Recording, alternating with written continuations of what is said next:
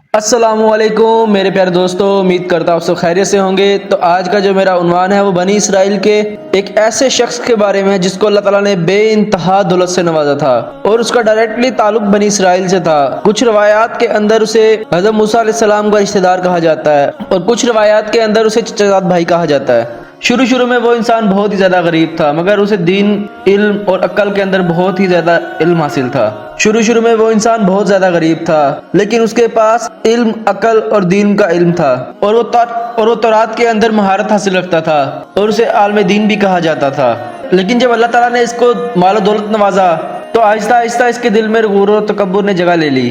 اس نے اپنی قوم کے لوگوں پر ظلم کرنا شروع کر دیا اور اللہ کی نعمتوں کی ناشکری ادا کرنا شروع کر دی، اور یہ کہنا شروع کر دیا کہ اسے جو کچھ بھی ملا ہے اس کو اس کی عقل، علم اور مہارت کی وجہ سے یہ سب کچھ اس کو ملا ہے۔ جیسا کہ قرآن پاک میں اس کے بارے میں صاف صاف الفاظ استعمال کیے گئے ہیں۔ قرآن پاک کی سورۃ قصص کی آیت نمبر 76 کے اندر آتا ہے، یقیناً قارون موسیٰ کی قوم سے تھا، پھر اس نے ان پر زیادتی کرنا شروع کر دی۔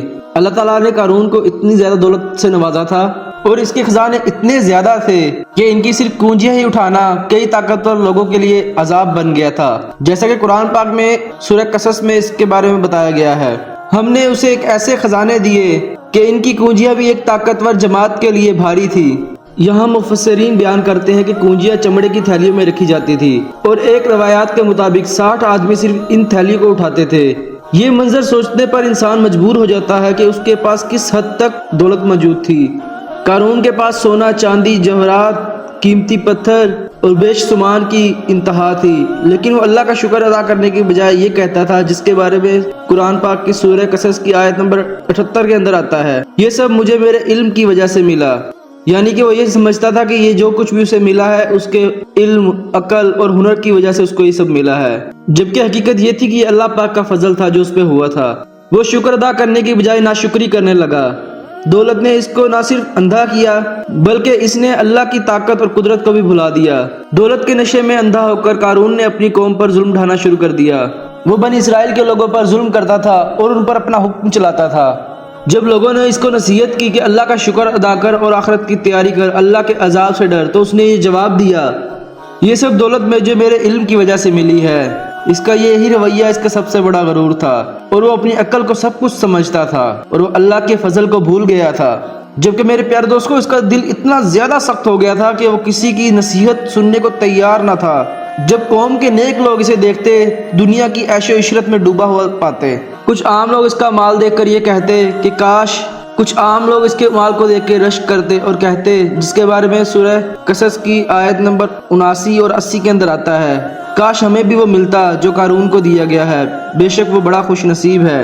اور جو آیت نمبر 80 میں بیان کیا گیا ہے وہ آگے یہ آتا ہے کہ افسوس، ایمان اور نیک عمل ہی اصل نعمت ہے اور اللہ کا ثواب ہی بہتر ہے۔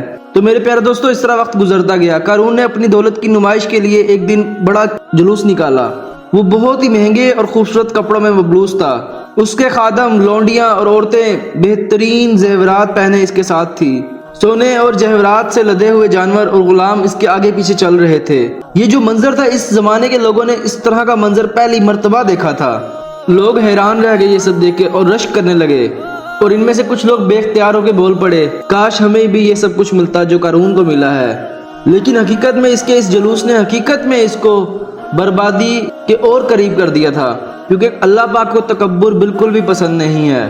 قارون کی یہ نمائش اس کے غرور کی انتہا تھی۔ وہ یہ سمجھتا تھا کہ اب وہ سب سے بڑا ہے اور کوئی بھی اب اس کا مقابلہ نہیں کر سکتا، مگر میرے پیارے دوستو، وہ تو یہ بھول گیا تھا زمین و آسمان کا اصل مالک اللہ ہی ہے، جو ایک لمحے کے اندر سب کچھ چھین بھی سکتا ہے اور سب کچھ دے بھی سکتا ہے۔ جیسے قرآن پاک میں آتا ہے نا، وَتُعِزُّ مَن تَشَاءُ وَتُذِلُّ مَن تَشَاءُ، اللہ جسے چاہے عزت دے اور جس کو چاہے ذلت دے۔ تو اسی طرح ہی وقت آگے اور گزرتا گیا۔ قارون نے اپنی دولت اور طاقت کے نشے میں آ کر حضرت موسیٰ علیہ السلام کے خلاف ایک سازش کی۔ اس نے ایک بدکار عورت کو پیسے دیے اور کہا کہ حضرت موسیٰ علیہ السلام پر الزام لگاؤ، نعوذ باللہ، کہ یہ ایک بدکار انسان ہے، اس نے میرے ساتھ زیادتی کی ہے۔ جب وہ عورت سب کے سامنے لائی گئی تو موسیٰ علیہ السلام سے سوال ہوا تو اللہ تعالیٰ نے اس کے دل کو بدل دیا۔ عورت نے روتے ہوئے کہا، یہ الزام جھوٹا ہے، قارون نے مجھے پیسے دیے تھے کہ میں یہ بات کہوں۔ یہ سن کر سب لوگ حیران رہ گئے اور لوگوں کو قارون کی دولت کی حقیقت واضح ہو گئی۔ وہ دولت کے نشے میں اس حد تک پاگل اور غرور و تکبر میں چلا گیا تھا کہ وہ نبی خدا کے خلاف سازش کر بیٹھا، لیکن اللہ اپنے نبیوں کو ذلیل نہیں ہونے دیتا۔ یہ وہ موقع تھا جب لوگوں کو سمجھ آ گیا کہ قارون اپنی دولت کے گھمنڈ میں دین اور نبی کا دشمن بن چکا ہے۔ اسی طرح ہی جب قارون نے اللہ کی سرکشی کی انتہا کر دی تو اللہ کا اس پر عذاب نازل ہوا، جیسے قرآن پاک کی سورہ قصص کی آیت نمبر 81 کے اندر آتا ہے۔ اللہ پاک فرماتا ہے، بس ہم نے اسے اور اس کے گھر کو زمین میں دھنسا دیا۔ یہ منظر اتنا عبرتناک تھا کہ لوگ کانپ گئے۔ صبح وہ اپنے محلات میں غرور سے بیٹھا ہوا تھا، شام تک اس کا کوئی نام و نشان باقی نہ رہا۔ زمین نے اسے اور اس کے گھر اور اس کے خزانوں اور اس کے تمام ساز و سامان کو نگل لیا۔ نہ کوئی دولت بچی، نہ کوئی شان و شوکت بچی، نہ سازشیں۔ لوگ یہ سب کچھ دیکھتے ہی رہ گئے اور کوئی کچھ نہ کر پایا۔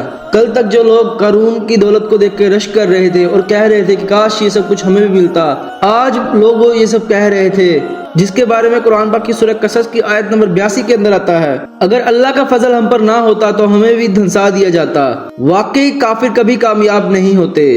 تو یہاں لوگوں کو نصیحت سمجھ آ گئی کہ اصل کامیابی اللہ کی رضا اور آخرت ہے۔ دنیا کی مال و دولت یہ سب عارضی ہیں، یہ کچھ پل کا سامان ہے جو ہمیں کبھی بھی کام نہیں آئے گا، اور یہ سب کچھ فنا ہونے والا ہے۔ تو میرے پیارے دوستوں، ہمیں اللہ پاک کی نعمتوں کا شکر ادا کرنا چاہیے۔ ہمیں جو کچھ بھی ملتا ہے وہ اللہ تعالیٰ کی عطا سے ملتا ہے، ہمیں ہماری قابلیت کی وجہ سے نہیں ملتا۔ ہمیں ہمیشہ غرور و تکبر سے بچنا چاہیے۔ تو میرے پیارے دوستوں، ہمیں دعا کرنی چاہیے کہ اللہ پاک کا فضل ہم پر ہمیشہ رہے، دنیا میں بھی اور آخرت میں بھی۔ تو انشاءاللہ اسی طرح کی نیکسٹ ویڈیو ملیں گے، تب تک کے لیے اللہ حافظ۔